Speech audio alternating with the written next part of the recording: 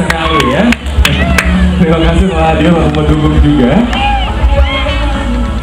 Bagaimana, sudah siap? Coba dicek dulu, cek. Cek, bisa maju ke depan dulu. Cek. Oke, sudah mulai muncul ya. Adik Basu, bagaimana, sudah siap? Siap. Tegang? Tidak. Mantap. Baik Bapak Ibu Dewan Juri yang kami hormati, saatnya kita akan lihat seperti apa penampilan dari adik Baso Arif. Ini dia.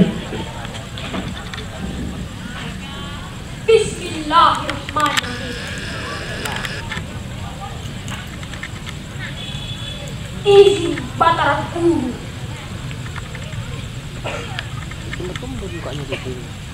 Dewan Jupri, Ketua Adat Kerajaan, dan hadirin yang saya hormati.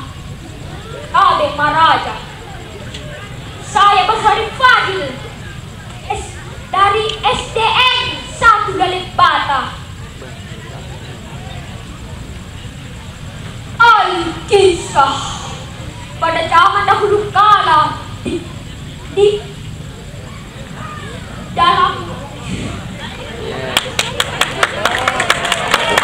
kisah pada zaman dahulu kala istana Kadakuan Lu ada sepasang bayi kembar yang lahir di atas balai bambu gani bercorak kuning keemasan.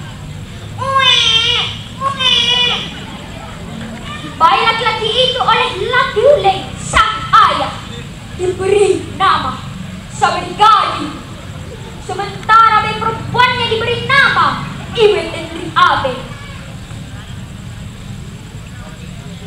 Demi mempertahankan martabat dan istiadat kerajaan, Latoge Lagi sang kakek menitahkan agar kedua bayi ini dibesarkan terpisah.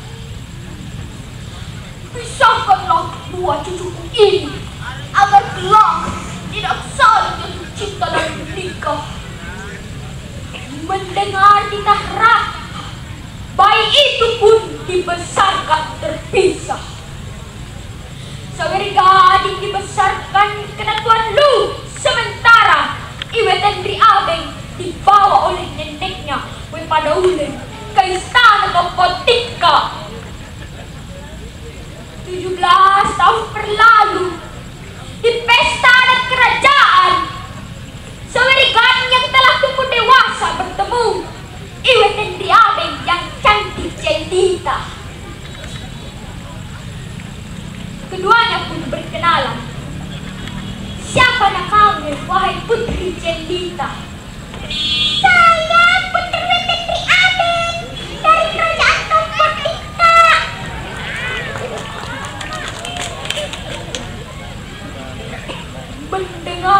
Melihat kecantikan Iwet Tendri Abeng, Sawergadi pun jatuh cinta. Mendengar percakapan ini, Wedatu Sentul berkata, "Kalian bersaudara kandung tidak boleh menikah."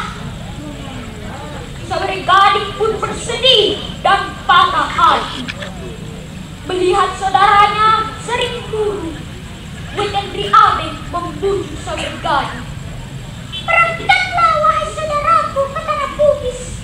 Temuilah sepupu kita yang bernama Iwet Judai. Wajahnya sangat mirip denganku." Sebagai kesatria yang taat aturan, Sawergadi mengalah. Perahu disiapkan. Ada layarnya.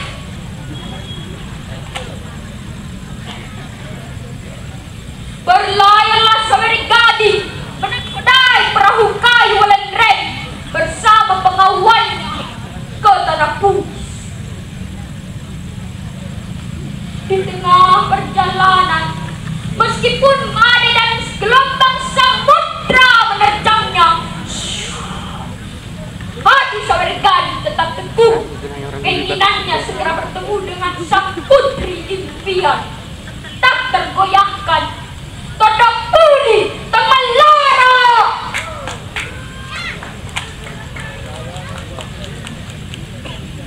Di batu daratan, Sawergadi memutar halu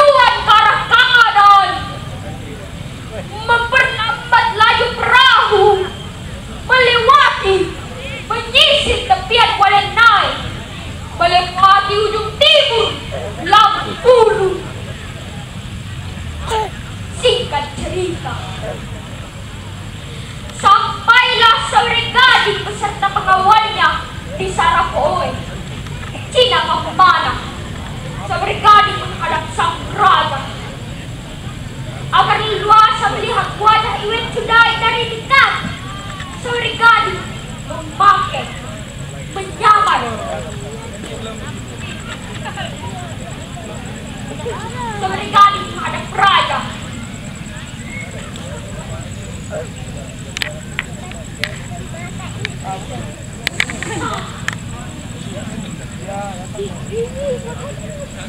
Bagaimana raja? Saya seorang gadis dari tanah Lu, anak Latiuleng, cucu Lagogek lagi. Tujuan saya ke sini untuk meminang putri baginda yang bernama Iwet Sudai.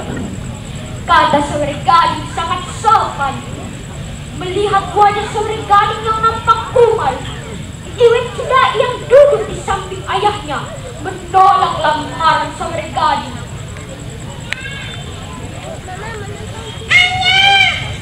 Kata Iwet Sudai, saya tidak sudi menikah dengan pangeran jelek ini. Saya lebih memilih menikah dengan sedang bunga. Tunanganku.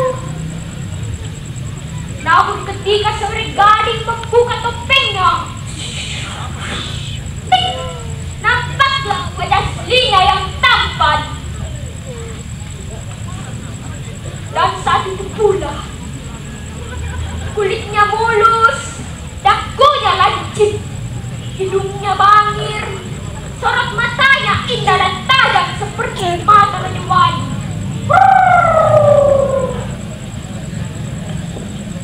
Ada ekornya. Oh, mirip wajah.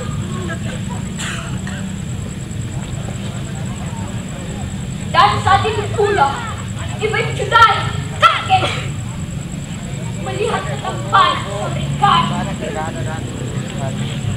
Wajahnya nampak memerah, hatinya berbunga-bunga. Ia telah jatuh cinta. Galuh bersambut, lagi datu. pesta pernikahan dilangsungkan. Dendang alai dendang, dendang apa dendang, ngapa dendangi anak ogi pirasai na nyabetna ares sabona. Rakyat bersuka cita. Di akhir cerita, perjalanan seorang gadis yang pemerintahan berhasil. Dan lama kemudian, ia pun mengajak sang istri tercinta pulang ke tanah kelahirannya. Tanah Lu, Wadua Mangkatuo, Newar Alena, bumi seorang gadis.